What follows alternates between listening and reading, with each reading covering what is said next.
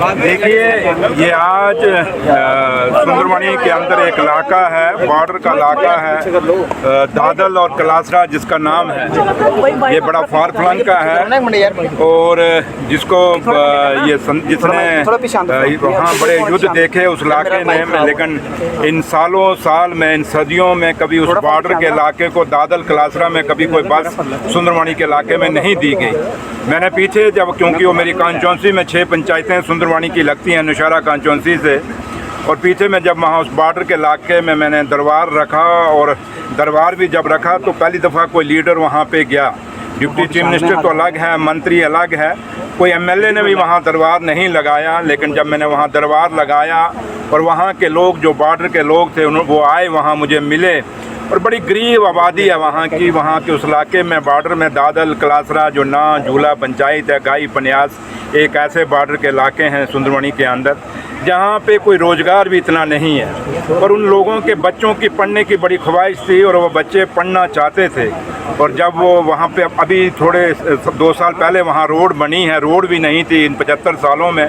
और आप हिसाब लगाएं, जब मैं 2008 में पहली दफ़ा उस दादल और कलासरा में गया था तो 2.5 घंटे मुझे पैदल जाने में लगे थे और 2.5 घंटे वापस पैदल आने में लगे थे। और वहाँ आज उनके वहाँ रोड तो बन गई, क्योंकि वो रोड PMJS ने बनाई, मेरे डिपार्टमेंट ने बनाई, और अब वहाँ गाड़ी की कमी थी। और लोगों ने जब कहा कि जनाब हमारे बच्चे पढ़ना चाहते हैं, उनकी भी ख्वाहिश है कि हम भी बड़े ऑफिसर बने, हम भी कोई एग्ज़ाम क्वालिफाई करें और हमें भी कोई रोज़गार मिले, तो हमारे बच्चों को सिर्फ एक ही दिक्कत आती है कि वो रोज़ सुबह शाम पढ़ाई के लिए बस के बिना या गाड़ी के बिना नहीं जा सकते। जब मैंने उनका दर्द देखा, उनका दुख देखा, तो मैंने अपने ऑनरेबल मिनिस्टर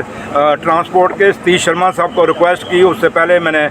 जम्मू कश्मीर के मुख्यमंत्री जनाब उमर अब्दुल्ला साहब को रिक्वेस्ट की, और मैं शुक्रगुजार हूँ उमर अब्दुल्ला साहब का, ऑनरेबल CM साहब का और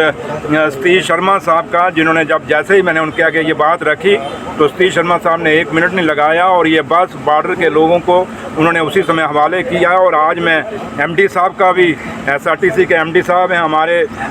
इनका भी मैं शुक्रिया अदा करता हूँ अजय साहब का, कि इन्होंने भी जब ऑनरेबल मिनिस्टर साहब ने कहा, तो इन्होंने जब इनको कहा गया कि वो बॉर्डर के लोग हैं, तो इन्होंने भी 1 मिनट नहीं लगाया। उन्होंने कहा कोई बात नहीं, अगर बॉर्डर के लोगों की मुश्किल है, क्योंकि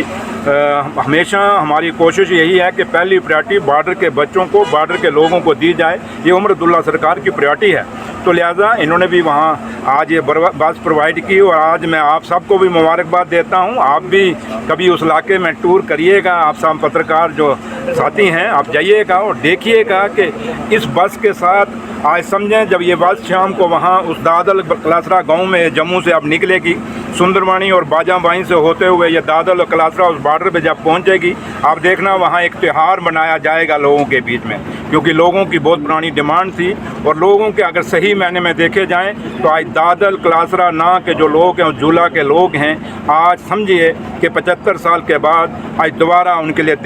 देश ने आज़ादी पाई है, क्योंकि आज एक वो गाड़ी उनके पास पहुंच रही है उमर अब्दुल्ला सरकार में, जो इससे पहले भी सरकारों से कभी नहीं पहुंचाई। लेकिन आज जब उमर अब्दुल्ला साहब ने ये गाड़ी वहां भेज रहे हैं, और मुझे अपने दिल में एक सुकून है, आप मेरे चेहरे से देख रहे होंगे, मुझे एक तसल्ली है कि जिन गरीबों ने मुझे वोट डाला था, उन गरीबों के लिए आज मैं यहाँ से बस, मैं और MD साहब बस चला रहे हैं। सतीश जी ने भी आना था, लेकिन वो कुछ मसरूफात थी उनकी, नहीं आ सके। लेकिन है कि आज मैं अपने लोगों को सुंदरमणि बाजाबाई जहाँ से ये बस निकलेगी, और दादल कलासरा वो जो बॉर्डर की पंचायत है, ना पंचायत में, उन सबको मुबारकबाद देता हूँ। और मुझे उम्मीद है कि इस बस से हमारे वो बच्चे जो पढ़ाइयों उनकी छूट जाती थी, इस बस से वो बच्चे अपनी पढ़ाइयाँ पा सकेंगे। मेरी बहनें जिनके जो हमेशा किराया दे के जाती थी, वो मुफ्त इस बस में सफ़र करेंगी, और उनको भी लगेगा कि सरकार, उमर अब्दुल्ला सरकार ने जो फैसला उनके लिए किया,